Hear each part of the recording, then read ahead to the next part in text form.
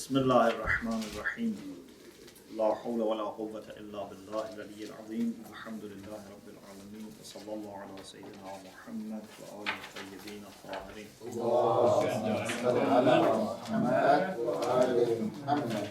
اللهم أخرجني من ظلمات الوهم وأكرمني بنور الفهم اللهم افتح علينا أبواب رحمتك وانشر علينا خزائن علومك برحمتك يا أرحم الراحمين. We continue our discussion about divine justice based on Ayatollah Mutahhari's book Al-Adl al-Ilahi, or Divine Justice. Last session was about, or ended with the discussion about general laws in the creation, as-sunanul ilahi. We said there are laws in creation. For example, إن الله لا يغير ما بقوم حتى يغيروا ما بأنفسهم. Allah would not change affairs of people, condition of people, unless they change by themselves. And of course, we discussed about this in the light of the other verse, ذلك بأن الله لم يكن مغيرا نعمة أنعمها على قوم حتى يغيروا ما بأنفسهم. And we said it seems that when it comes to taking away blessings and good condition, Allah would not take away unless people change. But when it comes to blessing them, it's possible that even if they don't change, sometimes Allah blesses them with something to test them or to give them opportunity. In any case, we have to make sure that we understand these laws properly, but the laws themselves are universal.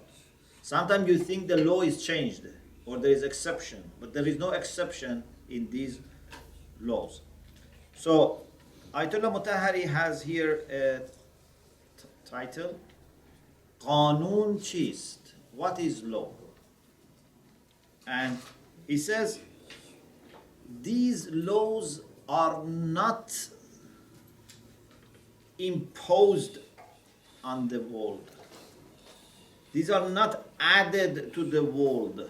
These are not like, kind of arbitrary laws. These laws are indeed mechanism of running of this world. So basically these laws are abstracted from the creation, not that they are imposed on creation. So after careful analysis and examination of the way this world is run, you can find out these laws. But because we are not that informed, so we learn it from Quran or from Hadith. But otherwise, this is part of the system. Okay? So, these laws are not contract, these laws are not arbitrary, these are taken out, these are abstracted, drawn out of the creation.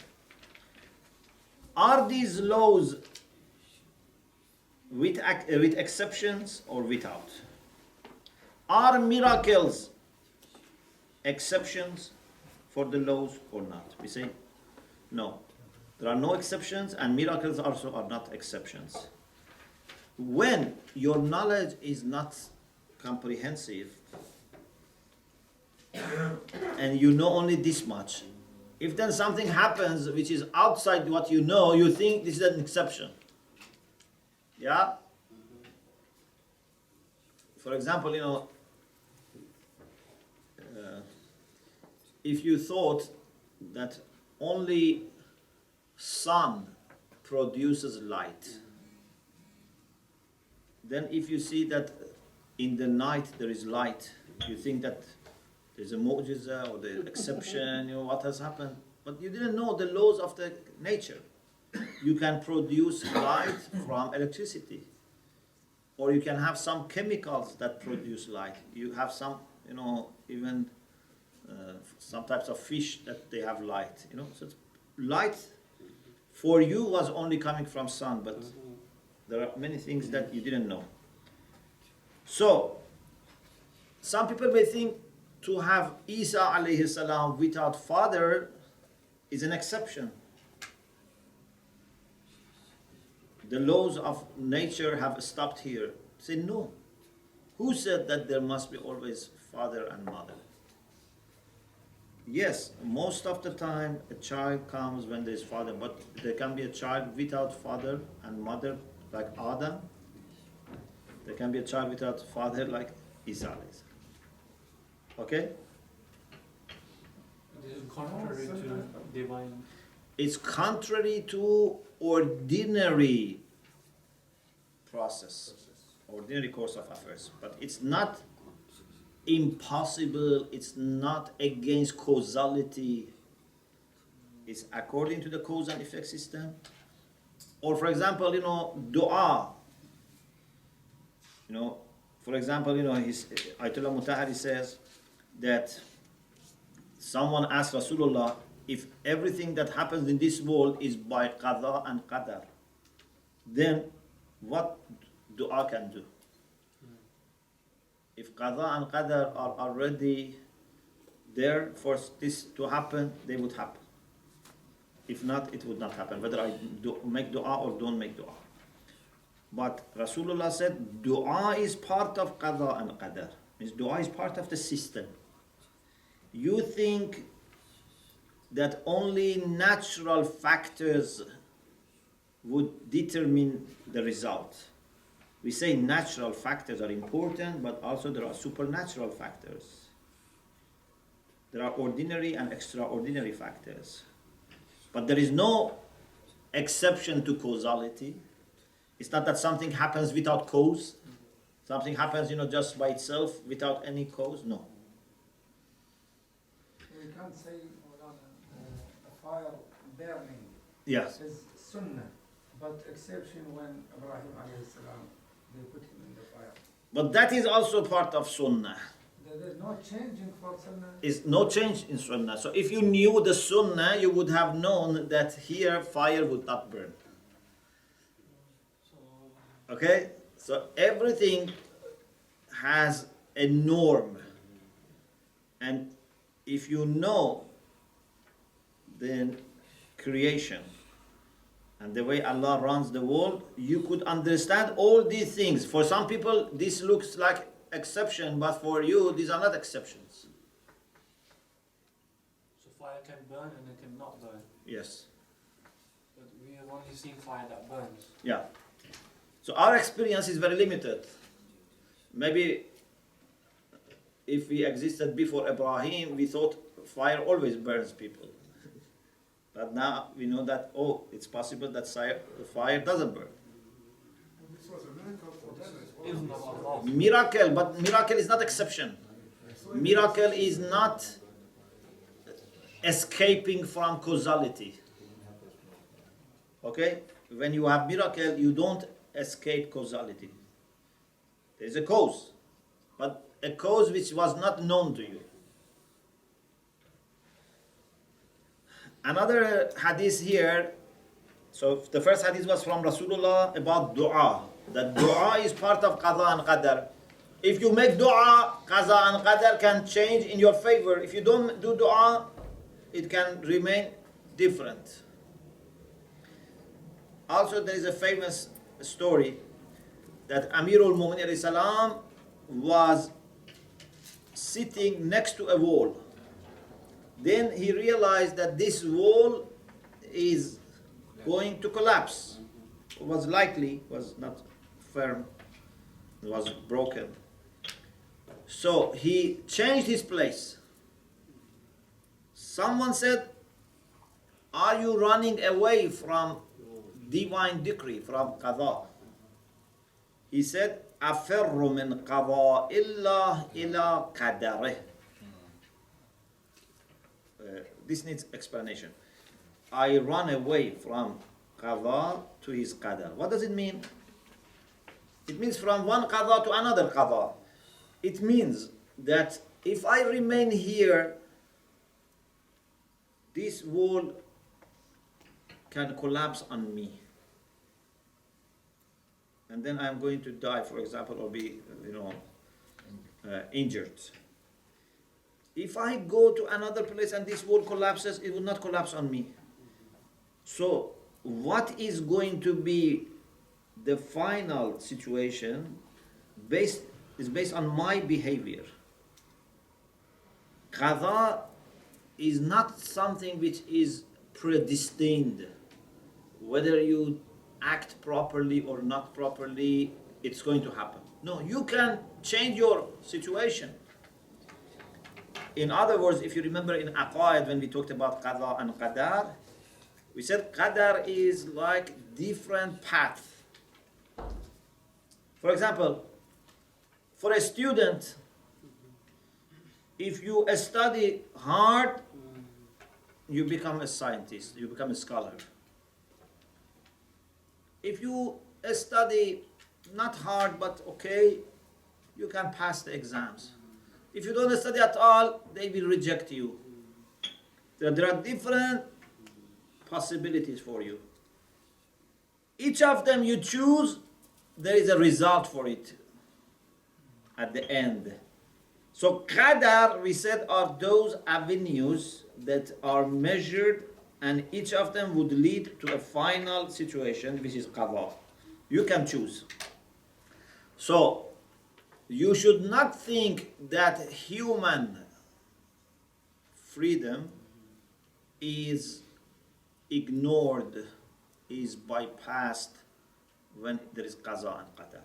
No, Qaza and Qadar are after you decide to do something. Yes, in the Aqaid, if you remember, I said, there might be things that Allah has already made in His Qadha. Like, for example, Imam Zaman is going to come. But even here, as I told you, still Allah would not force this. Would wait for people to do it freely, to prepare for it freely. He is patient enough to wait till this happens.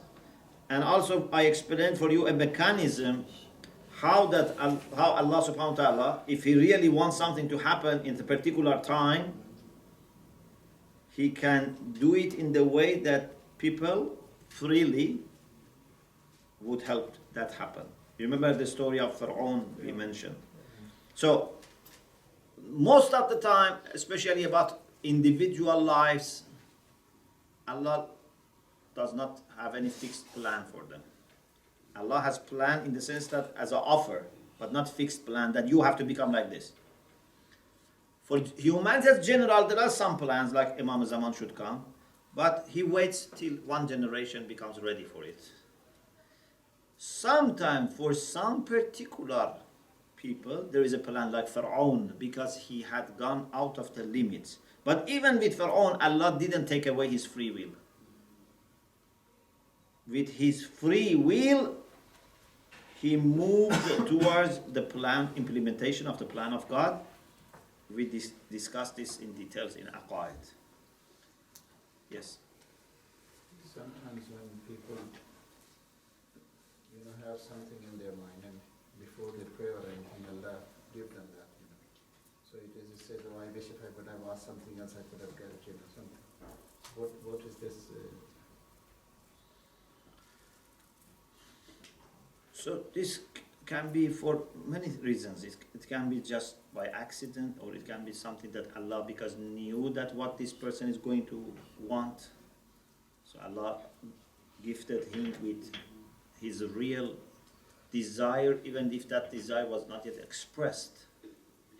Sometimes it can be a test to see whether you are grateful or not. So there can be many reasons. Qadar which was already Allah has chosen for that person and the person gave it to us. When it is for particular people, normally nothing is predestined, nothing is fixed. And we can always pray and do more or better so that we change our life to better. Yes. When we say the qadar change, but the changing in the qada by give sadaqah or salat raham or one action. Can we say that? Yeah. Qadar can change. Can change. How can change the qadar? Qadar is, because sometimes qadar is used in the sense of qadha, then it cannot change because qadha is decisive. But sometimes we use qadar in contrast to qadha. So we mean by qadar the measurement, the possibilities. There can be different qadar. You can decide, of course you are part of not everything is based on you, but at least in your part you can try to make this qadar your qadha. This qadar the one that actually would be applicable to you. As I said, as a student there are different possibilities and all is well planned. Nothing happens by chance. As a farmer, as an engineer, as a, I don't know, politician, there are several options for you. And each of them is well planned and structured. You can choose to move in this direction, or this direction, or this direction. But based on what you choose, the end is fixed. Okay? But I'm simplifying the issue, of course, because you can choose the avenue and the path, but again, every day we are making lots of other choices. But just suppose that you are making one decision and one path. Ayatollah Mutahari refers to this beautiful verse from Surah Talaq. And he says this ayah has explained the reality of human role and also the role of the supernatural factors very well. وَمَنْ يَتَّقِ اللَّهِ أعوذ بِاللَّهِ مِنَ الشَّيْطَانِ الرَّجِيمِ وَمَنْ يَتَّقِ اللَّهِ يَجْعَلْ لَهُ مَخْرَجًا. Whoever fears God as taqwa, Allah would make for him a way out. يَجْعَلْ لَهُ مَخْرَجًا. It means that when you are facing challenges and difficulties and troubles, if you have taqwa, there will be a way out. Maybe more than one, but at least one way out of this problem, one exit, makhraj. وَيَرْزُقُهُ, and Allah would give him sustenance مِنْ حَيْثُ لَا يَحْتَسِبُ, from where he may not expect. If you have taqwa, Allah would give you rest from where you don't expect. وَمَنْ يَتَوَكَّلَ عَلَى اللَّهِ فَهُوَ حَسْبُهُ. These are general rules. Whoever puts his trust in God, God would be sufficient for him. إِنَّ اللَّهَ بَالِغُ أَمْرِهِ. Allah subhanahu wa ta'ala truly makes his affair reach the end. He can make his affair successful. Yeah, بالغ أمره. He's not someone that is weak, na'uzu billah, and then he decides something, but something else happens. قَدْ جَعَلَ اللَّهُ لِكُلِّ شَيْءٍ قَدْرًا. But you must know that everything has a measure. Nothing happens by chance or in bulk. Everything is well measured. So, this ayah explains few things. Some of them are this. First, this ayah explains that taqwa and tawakkul are two powerful means, two powerful tools. Taqwa and tawakkul. Two powerful means and tools. Don't underestimate them. Have you listened to my lecture about spiritual tools? How much power is there in tawakkul, in dua or tawassul? Yeah, that's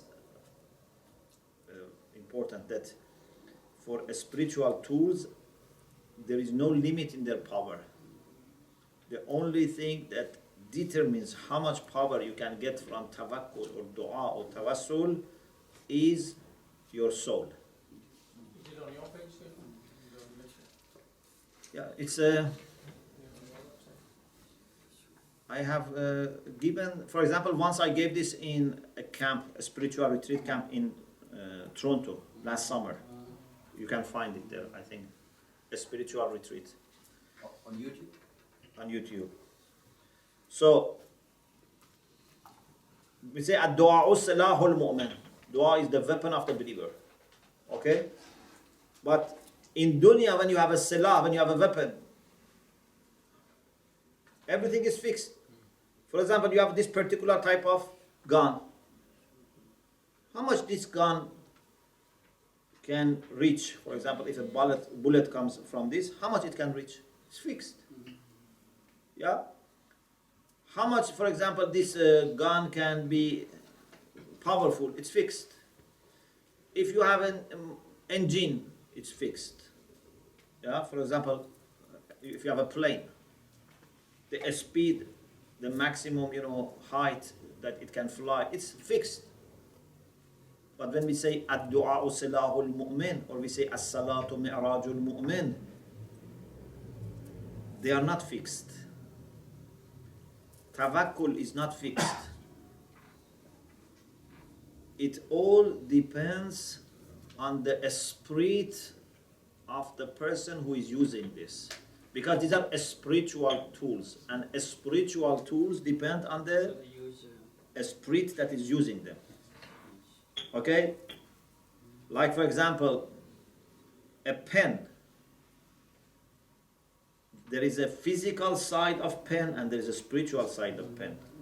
The physical side of a pen, for example, if you take a marker or a pen or a pencil, how much as a material instrument this can write is limited. But what depths of ideas you can put through this pen depends on your spirit. You understand? So, what you can gain through your dua depends on your spirit.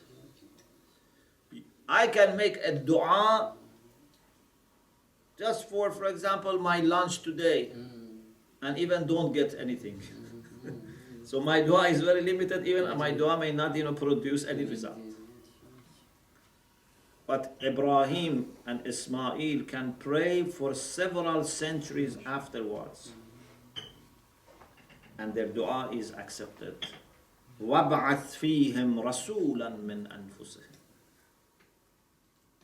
يَتْلُو عَلَيْهِمْ. So dua can reach even, or for example, رَبَّنَا أَرْنَا مُسْلِمَيْنِ لَكَ وَمِنْ ذُرِّيَّتِنَا أُمَّةً مُسْلِمَةً لَكَ. Their dua even affected a nation. Yeah? Billions of people who come after this dua. So, yes. So in that case, we can say that even the acceptance of dua is depend on our ruh. Of course. Yes. Because Allah subhanahu wa ta'ala would not arbitrarily accept one dua and reject another dua. Everything is based on the one who is doing this dua. So how would we adjust those tradition about dua that when a person asks for something and that is not accepted and left for later on? So Yeah. how do we adjust or tally these traditions? So, if your dua is accepted, then of course Allah would decide whether He gives you right away or later in dunya or in akhirah. But if your dua is not accepted, for example, because someone was not honest or whatever, then nothing would be given to him, for example. Then the thing is this dua accepted or not? When and how he is going to show the result is another issue.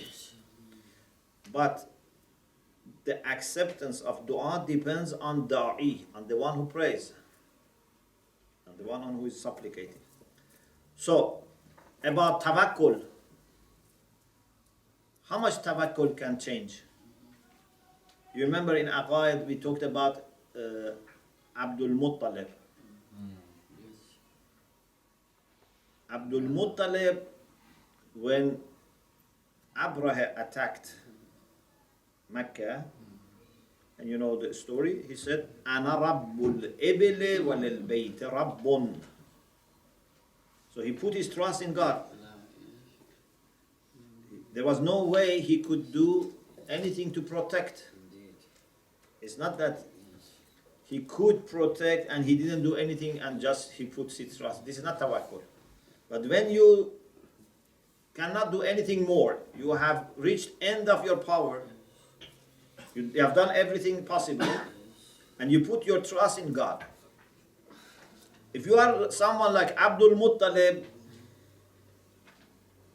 then because of this tawakkul, Allah subhanahu wa ta'ala can get into this and support you. But in the course of history, many times Kaaba was destroyed. Why? Because there was no one like Abdul Muttalib who puts his trust in God. This is not because God is not concerned about Kaaba. It's because of who is doing tawakkul. Okay? So, tawakkul of Abdul Muttalib is so powerful that Allah is man yatawakkal ala Allah fahuwa hasbuh. But someone can do tawakkul and nothing happens because he is not mutawakkil. He is just, pretending and showing tawakkul. He's not really mutawakkil. The same is with tawassul. You can do tawassul and nothing happens. You can do tawassul and change your life. Salat is the same. Ista'inu bis salat, bis sabr was salat. How much you can get power from salat? Is there any limit? No. It's only our capacity which can limit that. Otherwise, salat has no limit in what can pass on to you as energy, as power. So, man yatawakkal ala Allah fahuwa hasbuh. Whoever puts his trust in God, Allah would be sufficient for him. Inna Allah balighu amrih. Truly, Allah subhanahu wa ta'ala would make sure that his affair would reach the end. And قَدْ جَعَلَ اللَّهُ لِكُلِّ شَيْءٍ قَدْرًا. He has fixed a measure for everything. So, this ayah shows that taqwa and tawakkul have power and they can change your life. But at the same time, this ayah shows that there is a plan. There is measurement. This ayah also shows that the way your rizq comes can be something you expect and can be min haythu la yahtasib. Don't close your mind and narrow your mind only to the things that you are aware. Okay?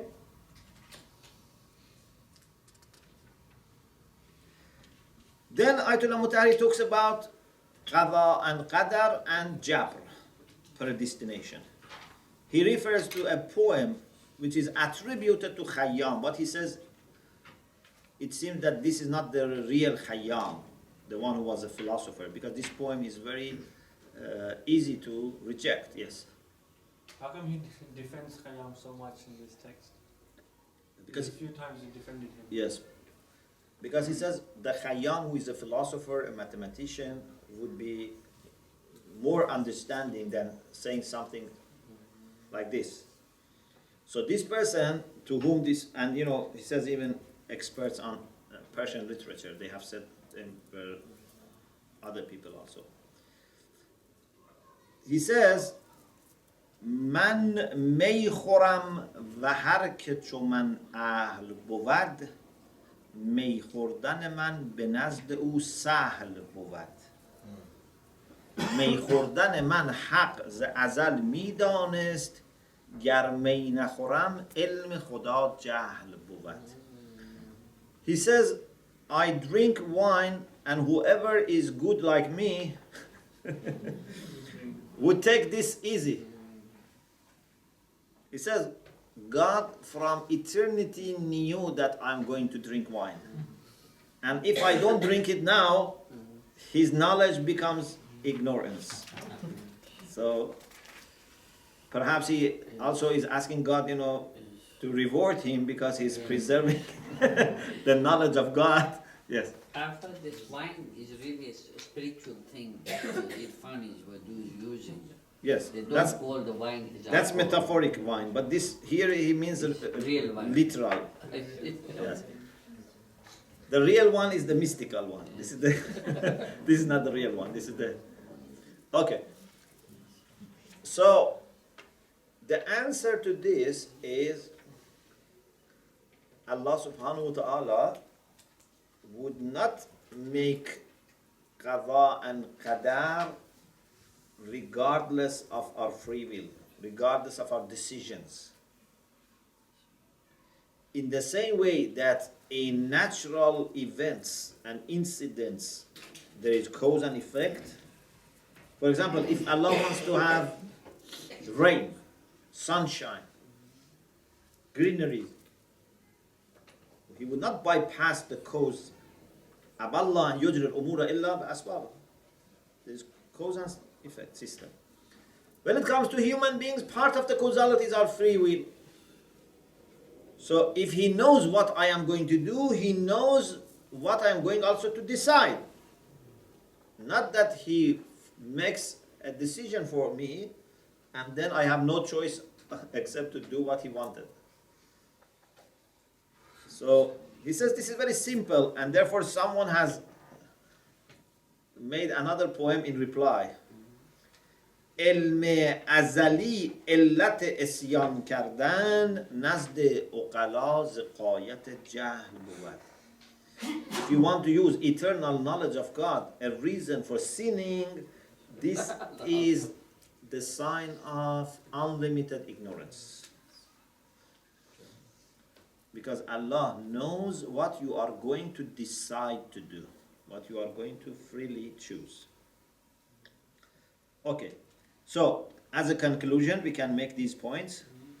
Just to sum up, this world is run according to system, according to laws which are not changeable, and everything has its own place, everything has its own role, there's an order, nothing happens by chance or accident, and there is a hierarchy of different beings.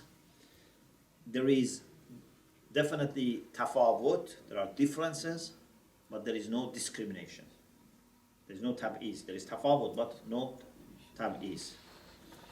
And what is contradicting justice and wisdom is tab'is, is discrimination, not tafawut, not difference. Differences are there and will not contradict justice and wisdom. Then we move on to the next discussion about shurur. And this is another beautiful part of the book. So, Sheikh, what did he say about this? That Allah knows about what you are going to do Freely.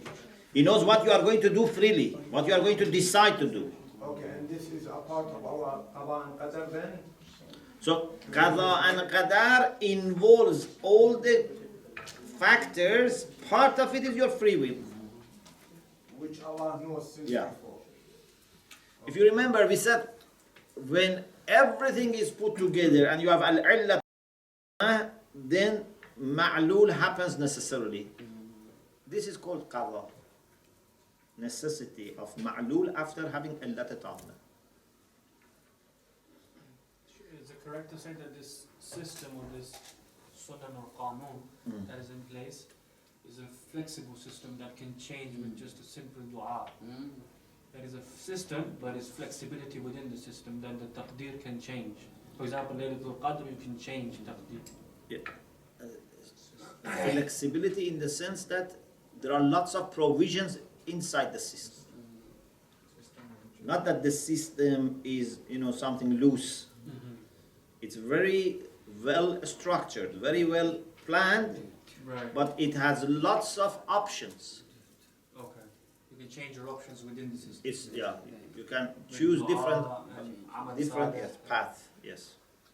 In case of Hazrat Ibrahim and Hazrat Sarah and Hazrat Zakaria and his wife, where they both said almost the same thing, that we are too old, especially Zakaria. Hazrat Zakaria said, I'm too old and my wife, she's barren as well. So how will they have a child? So if it's something, if we say that miracle is within the realm, then in that case appropriate. Within the realm of causal, not within the realm of the physics. Because we said you can have supernatural also cause. Oh, there is supernatural as well. Yeah. I think this agrees with Allama Iqbal's point, which I think I've quoted before. ए इंसान खुद को कर बुलंद इतनी कि हर तकदीर से पहले खुदा बंदे से पूछे तेरी रज़ा क्या है. It means, Allama Iqbal says, oh you human being, lift yourself to such an extent that God, before He does His decree, He asks you, what do you want? So Yeah. I think it's possible. Yes. So your decision is what makes your future. Of course, you are not the only factor, but you have great role to play, especially when it comes to sa'ada and shaqawa, to felicity. You are the main decision maker. No one can make you shaqi if you don't want. Allah said the same thing for this as well. Amal se zindagi banti hai, jannat bhi jahannam. Ye khaki apni fitrat mein na noori hai na nari hai. Translation, please. It says that if you're in your life, whatever you do, your deeds will make you a character, either for your hell and your Jannah. Yeah. This is what you do in your life. Otherwise, your body is nothing. It's Yes. What does he say about mubahasa? It's included. Whoever brings a poem about mubahasa, will give him some point. Yes. Shaykhna, Allah subhanahu wa ta'ala knows everything. Yes. And He knows the possibilities of every single possibility. So if there was to be anything different, then that's the result of all of those differences as well. Yes. So not only He knows what has happened and what will happen, He knows what will happen if something would have been different as well. But all of this knowledge, all of these seemingly infinite possibilities are in the end limited, because there's a certain number of created beings, and mathematically there's a limited number of possibilities in the end, even if it's very, very huge. And so this limited knowledge, Allah subhanahu wa ta'ala as an alim, I think His knowledge is not just about these things, maybe. About These Himself. are very limited, yeah. So About what is- himself, it is infinite. So this is very, it's too big. Tell us a point. Yes. What does the Quran say about this? If you remember, we said we discussed two issues: differences and shurur, tafawutha and shurur. You know, bad things. So there are problems in the world, okay? And some people have used these problems to say that na'uzu billah, God is not just or wise, or even to say God does not exist. Because if God existed, He would have prevented these problems. Or some people have said we have two lords, two gods, for example. God that creates good things, and we have Ahriman who creates bad things, for example. Or something like that. So we have to now discuss the issue of shurur. Ayatollah Mutahari says philosophers have given a good answer to the issue of shurur, the bad things. First, the first part of their answer, we will explain this inshallah more, but just to give you an idea at the beginning. The first part of their answer involves explanation of the nature of shurur. What is the nature or reality of bad things? Are bad things real or they are negational? adami. Okay, we'll talk about it. For example, death is lack of life. Illness is lack of health. Okay, we talk about it in details. The second part of the answer of philosophers is whether bad things are real or not real. Can we separate good things from bad things? Can we say part of the world is good, part of it is bad? And the world as a whole is good or bad? Or they are equal? The third part is that bad things, whether they are real or not real, and whether they can be separated from good things, or not. The question is,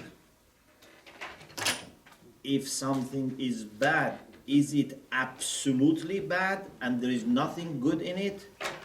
Or even those things that are bad, they can be relatively good. So this is another issue that we will discuss. Okay? So one discussion would be whether bad things are real, means we have beings which are created to be bad, or bad is non-existence of good. The second question is whether you can separate good things from bad things. And the third is whether something which is bad is absolutely bad, or there are aspects of it that can be good.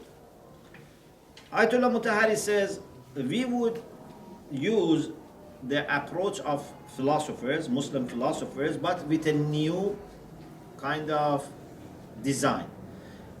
Because Muslim philosophers normally have dealt with this issue of shar not as an independent subject.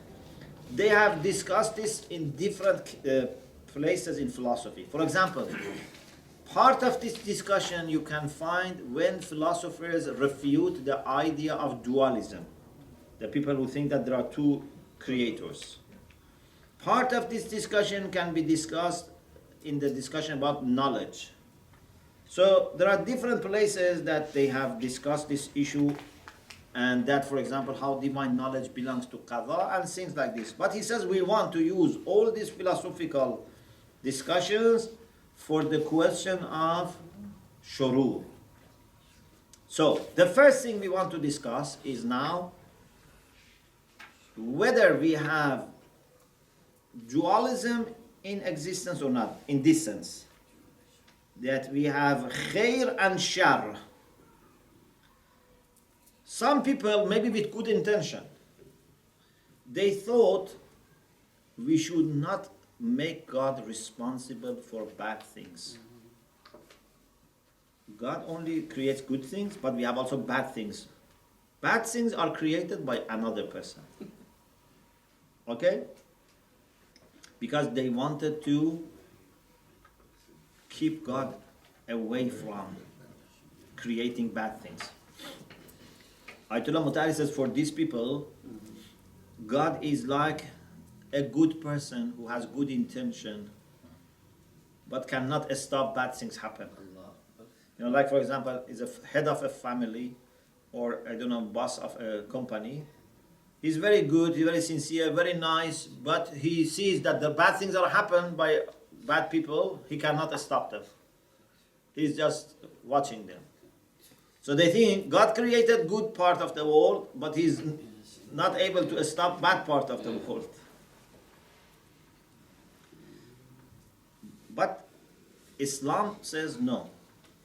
God is the only creator, the only source of existence. Anything that exists comes from God. And he is all powerful. Nothing goes out of his control. He would not be defeated. He would not be overwhelmed or overcome. And he would not be busy with something forgetting another thing. Okay? So this is not a good solution to say God is okay because he's not responsible for bad things.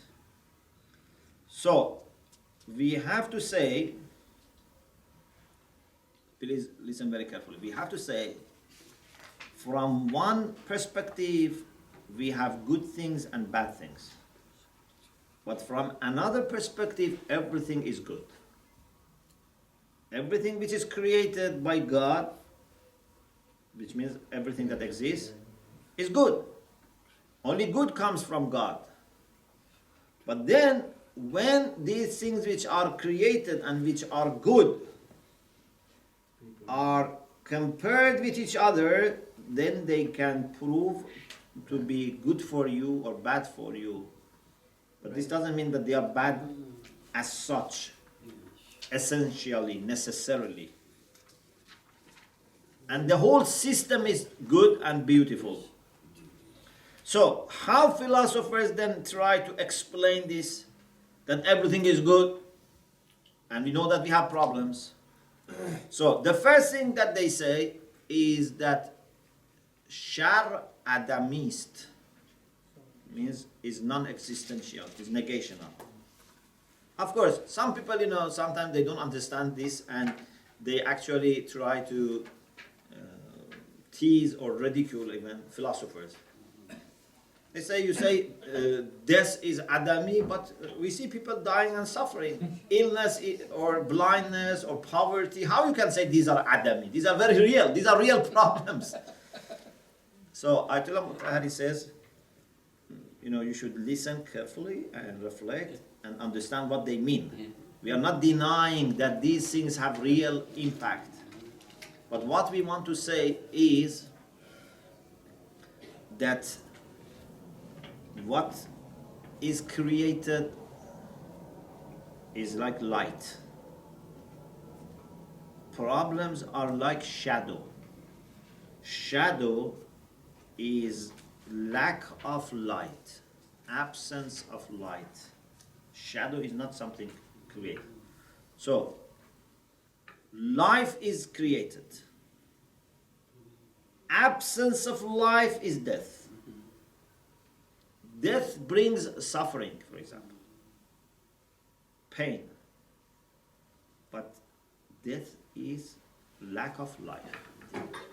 Okay? Yes, death by itself is another life, and from that perspective is not bringing suffering.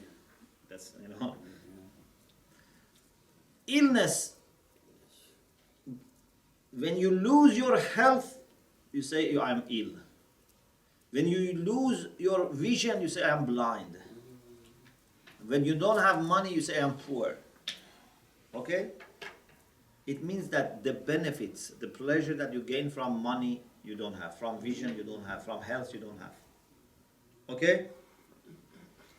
So, he says, all these problems are adamiyat or fiqdanat, means these are negational or lacking, a matter of lacking, missing.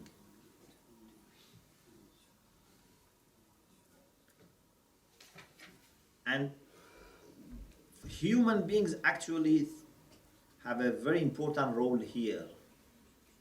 They have to improve themselves by knowing how to address these problems. So it's not that we deny these things or we deny human role and say, you just must be happy with this. No. You have then to try to, for example, preserve your health. And if you are ill, to bring back your health. If you are, for example, poor, you have to combat poverty. We are not saying that you have to just accept. But what we are saying is that you should know that poverty is not created. Okay? Death, illness, these are bad for us because these are lacking the other side which is created, which is positive. Of course, this is part of the discussion, but we would have also more discussions. Then he says, what is essentially bad is lacking life. And when an animal, wild animal comes and kills someone because this animal has caused lack of life, you say this animal is bad. But this animal is not bad because this animal has been causing losing life, and life is good. Then losing life is bad. Then this animal that has caused losing life, you say it's bad. Okay? But imagine if this animal was there and not killing you or killing your dear ones. Was it bad? No. So creation of this animal is not bad. Now you have lost something, then you say this is bad. So he says the issues that are negative for us and we don't like them. What about the blind, Mawlana? Yes. So because you don't have vision, then you say blind is to be blind is bad. But the main thing is vision. Imagine if God had not created vision at all. Then blindness was not bad. Yes. But it's bad for the person who can't see. Pardon? It's bad for the blind No, person. I mean, you say it is bad because you are considering something good and now you don't have that, you say it's bad. So it's a matter of lacking something good. Okay? Yes. Two things need to be clarified. One is when we read Surah Al-Jabbar, it says, وَمَنْ يَسْقَالَ ذَرَّةٍ خَيْرًا يَرَهُ شَرًّا يَرَهُ. So Allah is saying that there is shar and there is khair. Yes.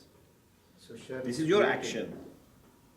This is But your the shar action. is there, that's why it's Yes, created. shar is there. We don't So deny it's it. been created. There's lack of- And the second thing is the when you, and in one of the ayah, I think it says that keep away yourself from danger. Yeah. So when there are animals created who are danger, so Allah is saying that you keep away yourself. Just an example, Yes. So what does it mean? That There is no animal more dangerous than human being. Be careful. Yes. So this doesn't mean that human beings are bad. It doesn't mean they are bad. It means that we have to be careful. Yeah, we have to be careful. So, as far as God is concerned, as far as creation is concerned, as far as existence is concerned, everything is good. Everything has light. Because everything is a sign of God, is a creation of God, is a manifestation of God. Everything is good. But then when it comes to internal relations between different creatures, then we may say this condition or this thing that leads to this condition is not good for me. Even you don't know it's whether really good for you or not. But imagine you can say it's not good for me. Why? Because you are losing something good. Okay? So, in the whole world, there is only one type of being, and that is good. All the bad things are negational. And negation or non-existence, non-existential, they don't exist. You are looking from the other side. It's like, for example, when we don't have heat and we are frozen. Okay, we say cold temperature is bad. But do we have cold temperature? We don't have cold temperature. It's lack of heat. Okay? We are not saying that we don't suffer. Suffering is real, but we want to say that this is an answer to the question of the people who partition the world and say part of the world is created by God, part of the world is bad, not created by God. We want to say everything is created by God and everything is good, but then internally we may have relations that would be painful or would be not good for us. So this is one point. The other point that I leave it for inshallah next session is that shar is nisbi, is a relative issue. Just give you an example. For example, for a snake to have poison is good or bad? For a snake is good. It's life for the snake. For us, if this snake, bites us, this poison is bad. Even for us, it's not always bad because we can learn how to make medicine from it, So, something can be good, for another thing can be bad. For example, fire burns. If fire burns your house, it's not good. But if fire is in your cook and you are using fire for cooking, it's good. So it's relative. Yeah? Even death, which is disliked, sometimes death can be good. Many criminals have died, alhamdulillah. If they were alive, they could have made more problems. Or for example, imagine if no one was dying, how could we live? Because population and also looking after your grandparents, one is 1,000 years old, another one is 1,100 years old. So how can you do this? So death in one sense is a kind of thing which is maybe you don't like it, but on the other hand it can be positive. So there is nothing which is absolutely bad, means bad for everything and for everyone. It's relative. This is the second point to consider. Inshallah, we continue this discussion, inshallah, next semester. Alhamdulillah, Rabbil Alameen.